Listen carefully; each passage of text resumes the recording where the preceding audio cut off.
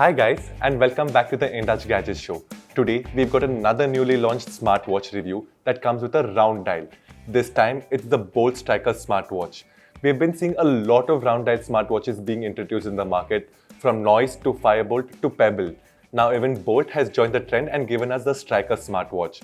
So let's get straight to the review and see if the watch is only worth its 1500 price tag or does it give more value than the price.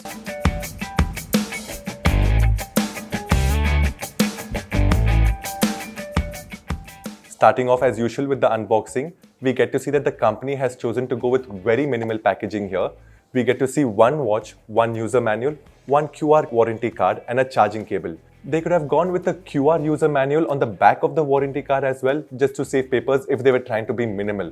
But that's just my point. Now, coming straight to the design of the smartwatch, it's a round dial smartwatch that has a metal body around it.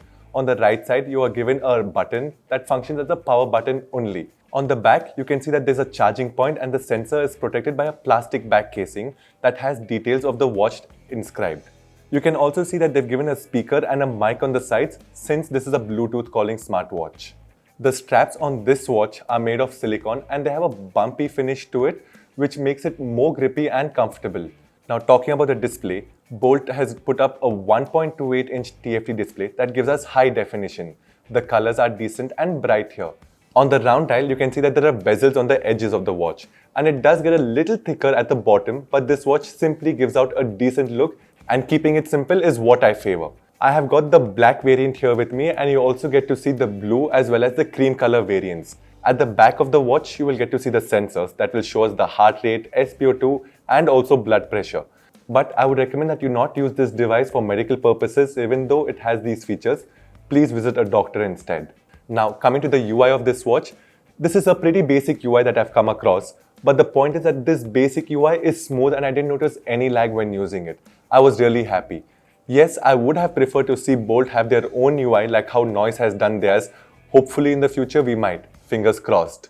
When you swipe up from the top of the watch, you get to see a panel of options for D&D mode, to control brightness, a battery saver mode, find phone option and settings, etc. When you swipe from down, you're shown your message notifications. When you swipe from right to left, you're shown your recent calls, contacts and dial pad. Swipe right again and you can see your activity data that shows you the steps walked, the hours that you slept and the workout records. Swipe right again to access the HR monitor, SpO2 monitor, blood pressure monitor, sleep monitor, music control and a weather option. When you swipe from left to right, you're shown the main menu showing you all the features of this watch. Here, you can access a complete menu of the watch as well. You also get to choose between two different kinds of menu display according to your own preference, the grid view or the list view. So overall, the UI is really good and the experience that I had with the Striker watch is good for me because of all the features that are packed into this with that low price tag in mind. This watch has an IP67 water rating.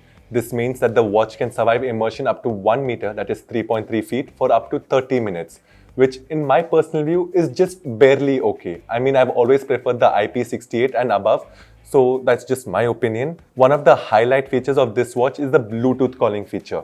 You can add 8 of your favorite contacts here to show you their names on the watch when they call. You get the Bluetooth 5.1 for connectivity, and when it comes to calling, it does work a little decently and you won't find any problems with it. Let me make a call test and show you the performance. So this is how I sound when I'm using the Boult Striker microphone to speak through. Here on the watch, you also get options to mute, increase your volume, switch calls back to the mobile, and to end the call. You get 100 plus sports modes here like walking, cycling, skipping, climbing, and many more. So you can use these modes appropriately for whatever sports that you are into and track the performance yourself. The sleep monitor here also works okay, but I'm not sure if it's entirely accurate. It shows us the total sleep hours, light sleep and deep sleep hours. It also shows us a goal to see if we have achieved 8 hours of sleep. And in case you're bored, there are 2 games available on this watch, while according to me personally is very pleasing. The games are 2048 and the Young Bird. The other common features that we have here are the voice assistant support for both Apple as well as Android users. We got a weather forecast, a stopwatch, a camera and music control, a water reminder and a meditative breathing app. So you have 100 plus watch faces also to choose from. You also get to see other features like controlling music through the watch and the shutter control. For all of these to be activated, you'd have to go to the Boult Fit app. Now, speaking of the app, the BoltFit app is very similar to the Darfit app that we've seen with Firebolt and the Zeb series app that you see with Zebronics.